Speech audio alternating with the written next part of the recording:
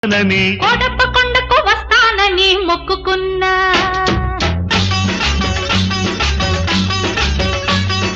కోటప్ప కొండకు వస్తానని మొక్కుకున్నా